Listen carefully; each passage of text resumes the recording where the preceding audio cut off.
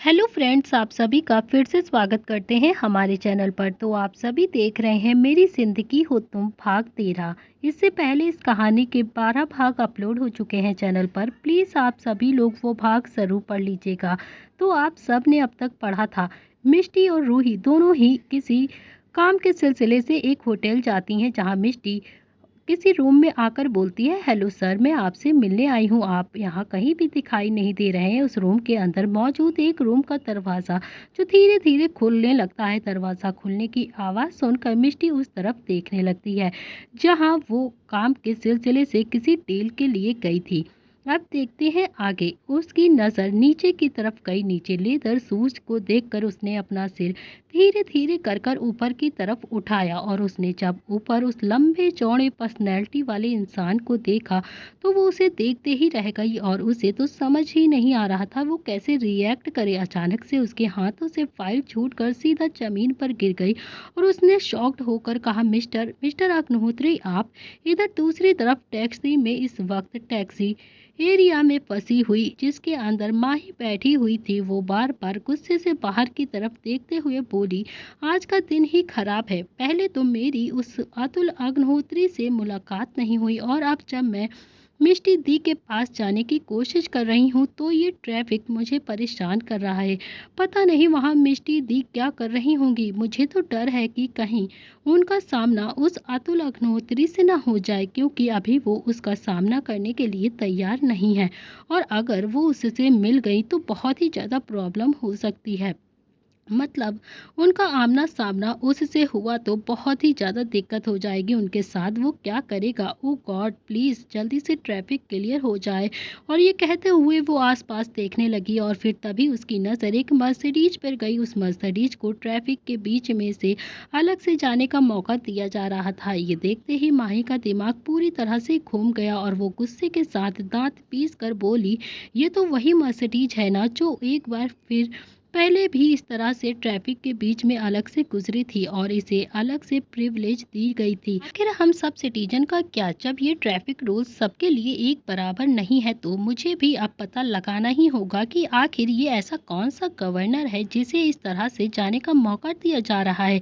आखिर ये है कौन? कहते हुए वो गुस्से के साथ टैक्सी से नीचे उतर गई और सीधा उस मर्सिडीज की तरफ जाने लगी। वो मर्सिडीज अभी ट्रैफिक से क्लियर हो पाती उससे पहले ही माही गुस्से के साथ उसके आगे जाकर खड़ी हो गई, और वो मर्सिडीज भी अचानक से रुक गई। माही को इस तरह से अपने सामने देखकर माही गुस्से से चिल्लाते हुए बोली, कौन हो तुम? अभी के अभी कार से बाहर निकलो। आखिर तुम कहाँ के गवर्नर हो जिसे इस तरह से ट्रैफिक के बीचों बीच में जाने का मौका दिया जा रहा है? ऐसा कैसे हो सकता है? आखिर हम यहाँ कब से टैक्सी में फंसे हुए हैं, हमें एक बार भी मौका नहीं मिला है निकलने का, और यहाँ तुम अभी अभी आए हो और तुम्हें इस तरह से मौका दिया जा रहा है यहाँ से जाने का। अभी के अभी बाहर निकलो। ये कहते हुए मम्मा ही गुस्से से सामने उस मर्सिडीज को देखते हुए चिल्लाने लगी। वही बैक सीट पर अपनी आंखों पर ब्लैक चश्मा लगाए बैठा मलंग माही को एक टक घूरने लगा। इस वक्त उसके चेहरे पर कोई भी एक्सप्रेशंस नहीं थे। वो अपने चश्मे को निकालते हुए थोड़ा सा टेढ़ी स्माइल के साथ माही को देखकर बोला, तो तुम खुद चाहती हो कि मैं तुम्हारे सामने आऊं? Not bad. आगे तुम्हें इस बात के लिए रिग्रेट नहीं करना चाहिए। अब मुझे आना ही होगा तुम्हारे सामने। ये कहते हुए उसने दरवाज़ा खोला और वो बाहर की तरफ निकल गया। इधर माही जो अभी भी सामने की ओर देख ही रही थी और चिल्ला रही थी, जैसे ही उसकी नज़र सामने से आ रहे मलंग पर पड़ती है उसके पैरों के नीचे तो ज़मीन ही खिसक गई, और वो शॉक्ड हो गई। वो शॉक होकर बोली, क्या क्या इस कार में मलंग था?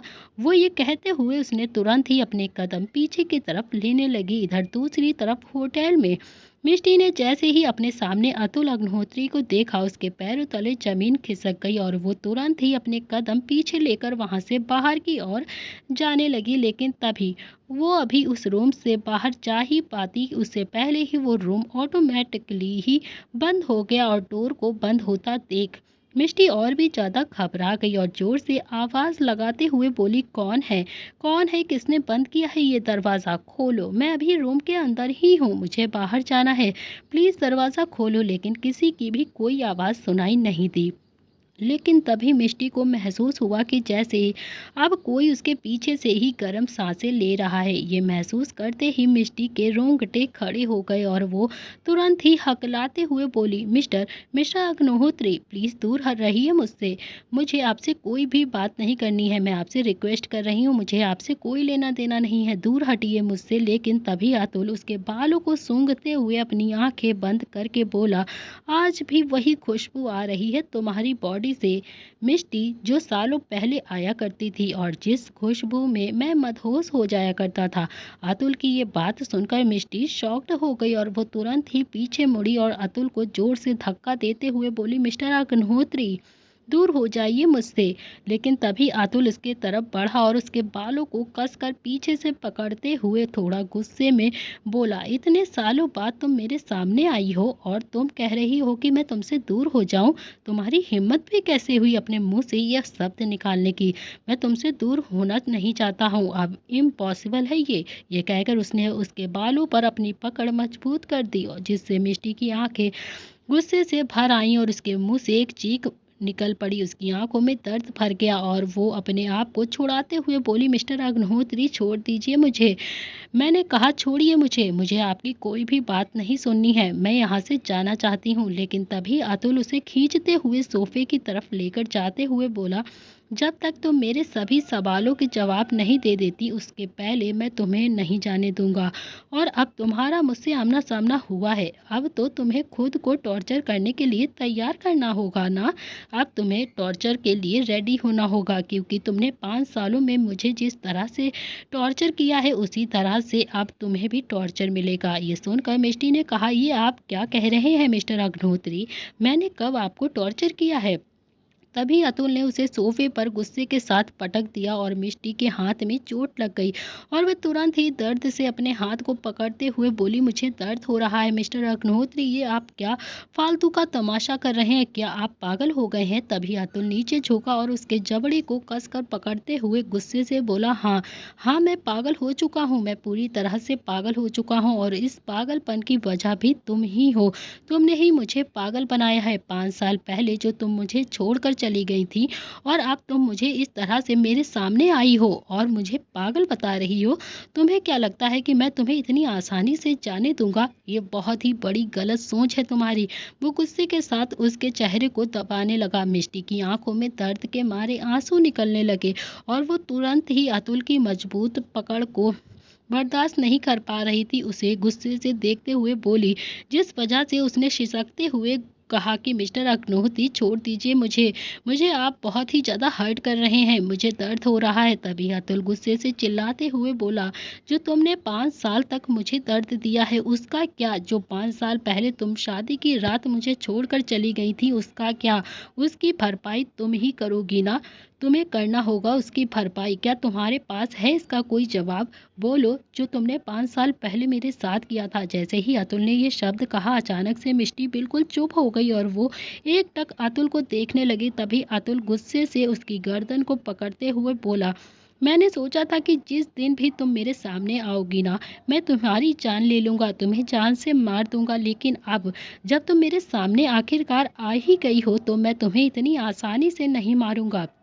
बल्कि अब तो मैं तुम्हें तड़पा तड़पा के मारूंगा। तुम बिल्कुल उसी तरह तड़पोगी जिस तरह से मैं 5 साल पहले तड़पा था और मेरी क्या हालत हुई थी। और अब वो वक्त आ चुका, इतिहास खुद एक बार फिर से दोहराया जाएगा। ये सुनते ही अब मिष्टी के पैर और हाथ पूरी तरह से कांप उठे और वह तुरंत ही मुड़ते हुए बोली, मिस्टर अग्निहोत्री, आप ये क्या कह रहे हैं, आप क्या करने वाले हैं मेरे साथ। देखिए, मैं आपसे रिक्वेस्ट कर रही हूँ, मुझे आपसे कोई भी लेना देना नहीं है और मुझे यहाँ से चुपचाप जाने दीजिए। और 5 साल पहले मैंने जो कुछ भी किया है उसमें भी सिर्फ और सिर्फ सारी गलती आपकी थी। ये सुनते ही अतुल के एक्सप्रेशन अब पूरी तरह से बदल गए थे और वो गुस्से के साथ बोला, तुम किस गलती की बात कर रही हो और क्या गलत किया है मैंने, बोलो। मैं तो सिर्फ तुमसे शादी करना चाहता था ना, क्या शादी करना गलत है तुम्हारी नज़रों में, और अगर ये गलत था तो तुमने मुझे शादी के लिए हाँ क्यों किया, तुम मुझसे शादी करने के लिए क्यों तैयार हुई थी, और तैयार हुई थी तो तुम मुझे अकेले छोड़कर भाग क्यों गई, और 5 साल बाद तुम मेरे सामने आकर मुझसे गिड़गिड़ा रही हो, माफ़ी मांग रही हो, तो तुम्हें क्या लगता है मैं तुम्हें माफ़ कर दूंगा। ये सब सारी बातें सुनकर मिष्टी कुछ देर तक तो शांत रही और फिर दूसरे ही पल वो गुस्से के साथ बोली, किसने कहा है आपसे कि मैं यहाँ पर आपसे गिड़गिड़ाने आई हूँ या फिर आपसे माफ़ी मांगने आई हूँ? बल्कि मैं तो यहाँ पर अपने काम के सिलसिले से आई थी। मुझे नहीं पता था कि आप यहाँ पर हैं, नहीं तो मैं कभी ना यहाँ पर आती। लेकिन अब जब मेरा आपसे आमना-सामना हो ही गया है तो मैं आपको कुछ बातें क्लियर कर देना चाहती हूँ। सबसे पहली बात यह है कि मैं आपसे यहाँ पर माफ़ी मांगने बिल्कुल भी नहीं आई हूँ और दूसरी बात यह है कि 5 साल पहले आपने मेरे साथ गलत किया था, इसीलिए मैं आपको छोड़कर चली गई थी। लेकिन आपको तो उस बात का भी अभी भी कोई भी अफ़सोस ही नहीं है। बस मुझे तो इसी चीज़ से तकलीफ़ हो रही है कि आप अभी भी उसी तरह हैं। आप आज भी 5 साल बीत गए हैं, लेकिन आज भी आप बिल्कुल उसी तरह हैं जैसे पहले थे। आपके अंदर दिल नहीं है, पत्थर है, जिसे किसी भी इमोशंस की कोई भी कदर नहीं है। तभी अतुल ने गुस्से के साथ मिष्टी के बालों को कसकर पकड़ते हुए उसे थोड़ा सा नीचे झुकाया और बोला, क्या क्या कहा तुमने? मैंने गलत किया था तुम्हारे साथ? ऐसा क्या गलत किया था मैंने?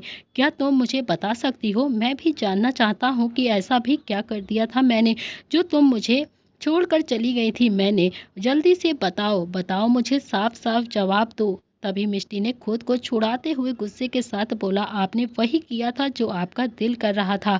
अगर आपको कभी मुझसे शादी करनी ही नहीं थी या कभी आपको मुझसे प्यार हुआ ही नहीं था, आपने ये झूठा नाटक क्यों रचाया?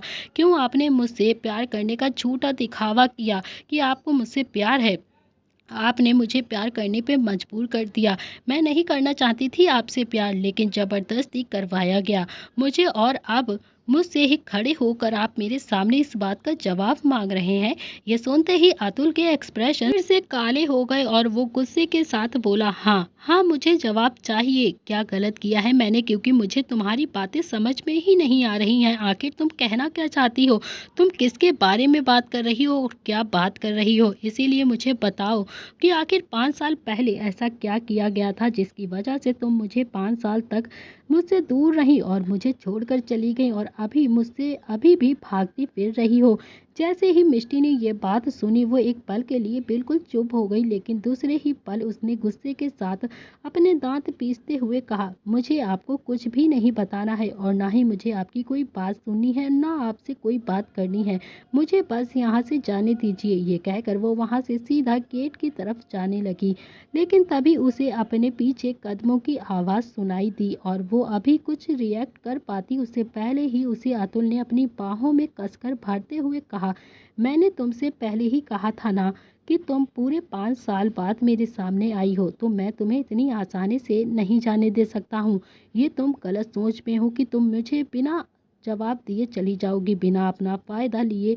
जैसे ही मिष्टी ने अतुल के मुंह से फ़ायदा शब्द सुना वो पूरी तरह से शॉक्ड हो गई और बाकी सभी हैरानी से अतुल को देखने लगे। सभी इधर दूसरी तरफ ट्रैफिक एरिया में इस वक्त माही और मलंग एक दूसरे के आमने सामने थे। मलंग ने ब्लैक सूट पहन रखा था जिसके ऊपर उसने ब्लैक चश्मा लगाया हुआ था अपने चेहरे पे, वहीं माही ने भी ब्लैक आउटफिट पहन रखा हुआ था तभी, लेकिन उसके चेहरे पर इस वक्त साफ साफ परेशानी दिखाई दे रही थी और वो बस हैरानी के साथ मलंग को ही देखे जा रही थी और उसे समझ में नहीं आ रहा था कि वो क्या रिएक्ट करे। तभी फिर मलंग ने उसकी तरफ जाने लगा, उसने अपने कदम उसकी तरफ बढ़ाते हुए बोला, मैंने सुना कि तुम मुझे याद कर रही थी। माही मलंग को अपनी तरफ आता हुआ देख माही ने जल्दी जल्दी से अपने कदम पीछे तरफ रखने लगी। तभी धीरे से बोली मलंग, देखो मेरे पास मत आना प्लीज, मुझसे दूर रहो। उन्हें चारों तरफ से गाड़ियों ने घेर रखा था और सभी इस वक्त अपनी अपनी कार की विंडो से माही और मलंग को ही देखे जा रहे थे, क्योंकि माही इस वक्त पीछे की तरफ अपने कदम बढ़ा रही थी तो वहीं मलंग उसके करीब बढ़ रहा था। वहीं दूसरे ही पल माही एक कार से जाकर लग जाती है और मलंग उसके बेहद ही करीब झुकते हुए बोला, क्या क्या अभी भी मुझे देखना बाकी रह गया है या फिर मैं करीब से खुद को तुम्हें फिर से दिखाऊं? इतना बोल उसने अपने चेहरे को और भी ज्यादा माही के करीब कर दिया और उसकी आंखों में गहराई से देखने लगा।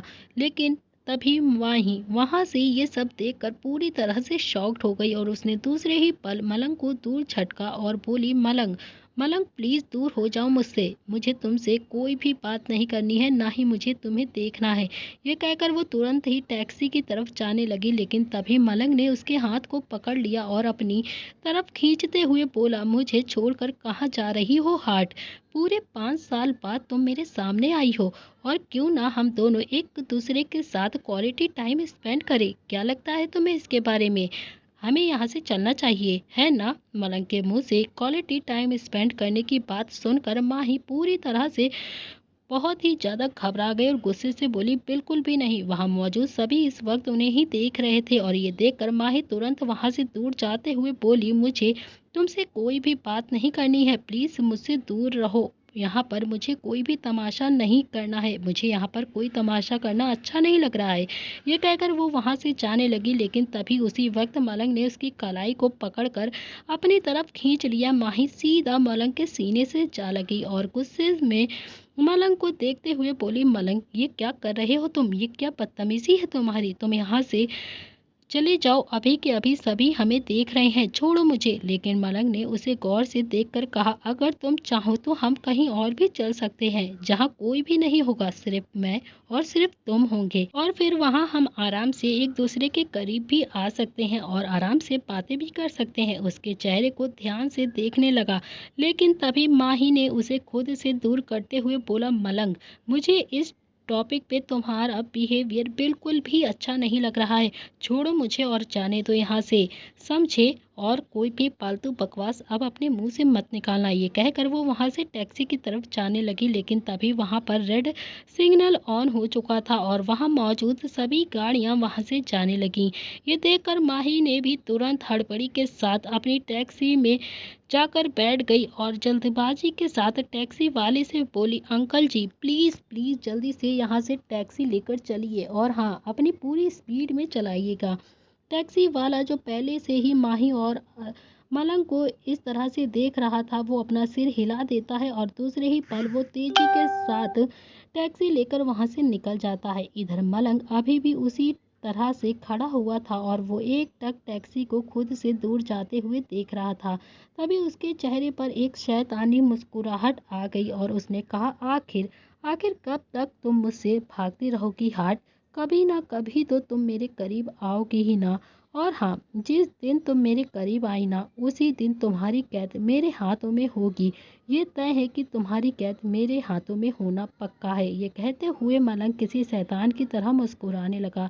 इधर दूसरी तरफ होटल में मिस टीजो जोर से अतुल को दूर धक्का देते हुए बोली, मिस्टर अग्निहोत्री दूर हो जाइए मुझसे, मैंने कहा ना, मुझे आपसे कोई भी लेना देना नहीं है, अब हमारा और आपका कोई भी रिश्ता नहीं है। इसके जवाब में अतुल टेढ़ा मुस्कुराते हुए बोला, क्यों दूर करना चाहती हो तुम मुझे? क्यों दूर करना चाहती हो तुम खुद से मुझको? आखिर क्या गलत कर रहा हूँ मैं तुम्हारे करीब आकर?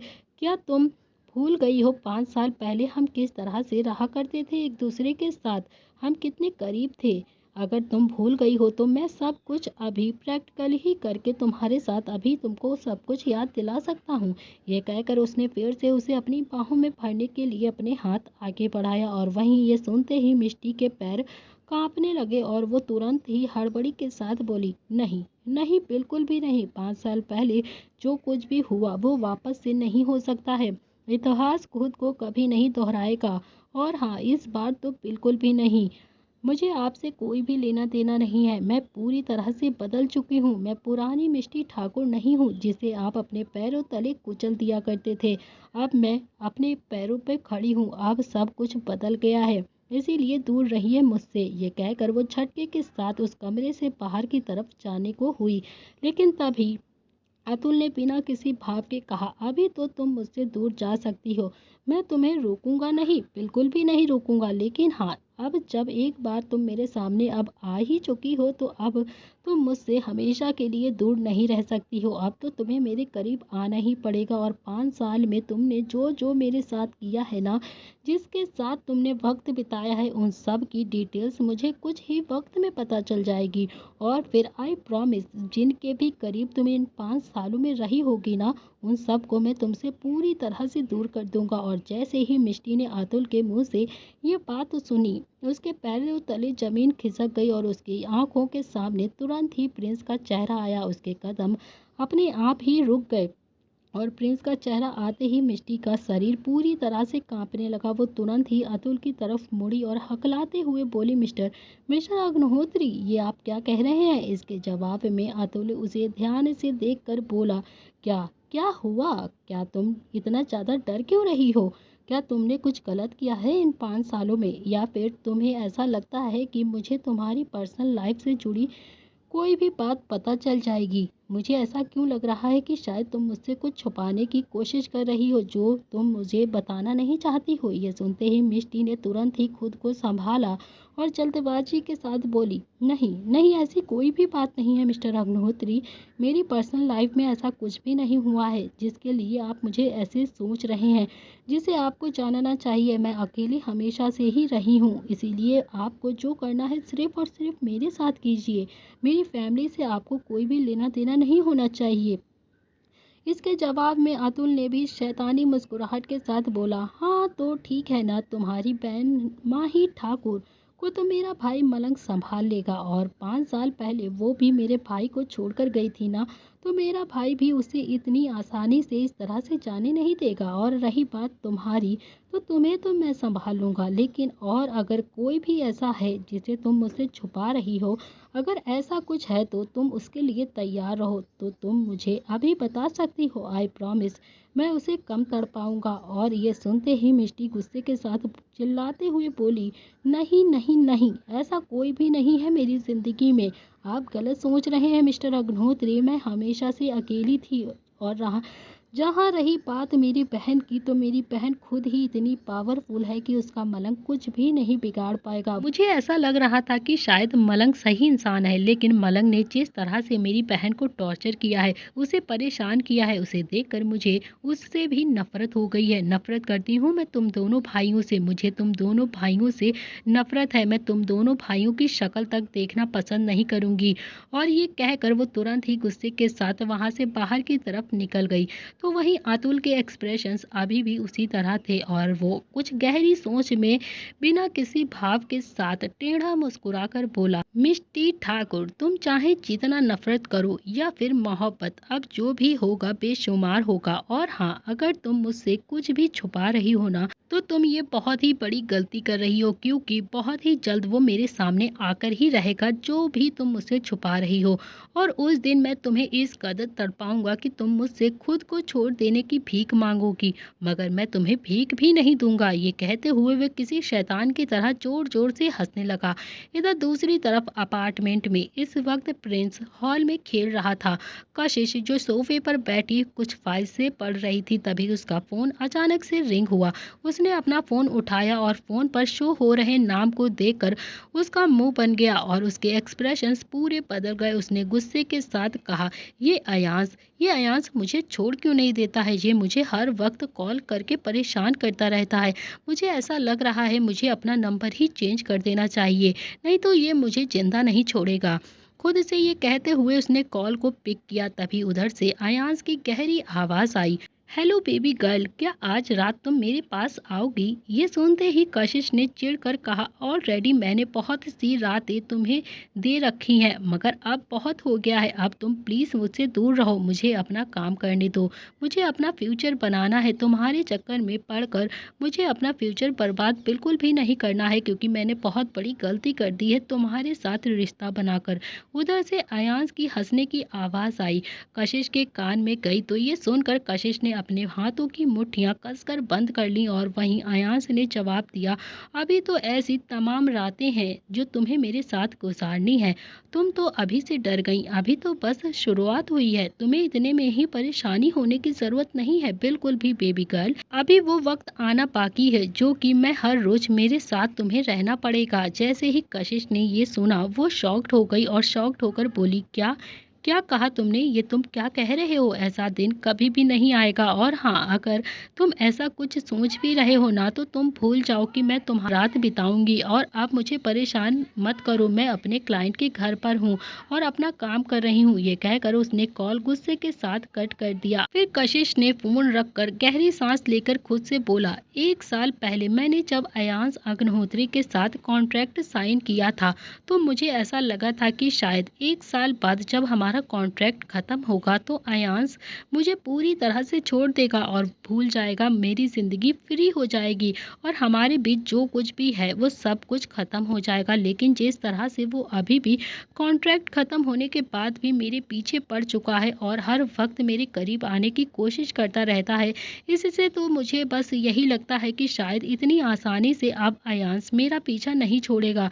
मुझे कुछ तो करना ही पड़ेगा। तो क्या ज़िंदगी भर मैं इसी तरह से उसके साथ रहूंगी और ऐसे ही अपने शरीर की दुर्दशा कराती रहूंगी? नहीं, मुझे कुछ तो करना ही होगा। तभी उसके दिमाग में कुछ आया और उसने प्रिंस को ध्यान से देखते हुए कहा, हाँ, कुछ देर पहले अभी माही मैडम ने मुझसे कहा था कि अगर कोई भी प्रॉब्लम हो तो वो मेरी हेल्प करेंगी। तो क्या मुझे माही मैम से इसके बारे में बात करनी चाहिए? शायद माही मैम मुझे ज़रूर हेल्प करेंगी, वो ज़रूर मेरी हेल्प करेंगी। ये कहते हुए उसकी आंखों में एक चमक आ गई और लेकिन तभी डोर बेल बजने की आवाज़ आई। डोर की आवाज़ सुनते ही वो एकदम से चौंक गई और उसके चेहरे पर पसीने आने लगे। वो अपने पसीनों को पोंछते हुए तुरंत ही डोर को देखने लगी। कशिश डोर बेल की आवाज़ से डोर के पास गई। वो जब डोर के पास आई तो उसने डोर को खोला। डोर खोलते ही सामने देखा कि माही खड़ी थी। माही को देखकर कशिश ने मुस्कुरा कर कहा, हेलो मैडम, वेलकम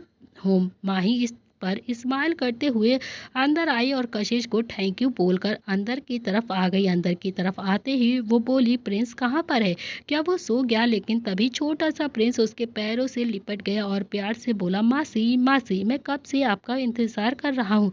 उसकी बात सुनकर माही ने भी प्यार से उसके सिर पर किस करते हुए कहा, कितनी ज़्यादा रात हो गई है प्रिंस बेटा, तुम अभी तक सोए नहीं? मुझे लगा कि शायद तुम अब सो गए होगे, तुम्हें इतनी देर तक नहीं जागना चाहिए था। लेकिन प्रिंस ने मुंह फुलाकर कहा, पर मैं तो अपनी मम्मा और मासी का वेट कर रहा था ना।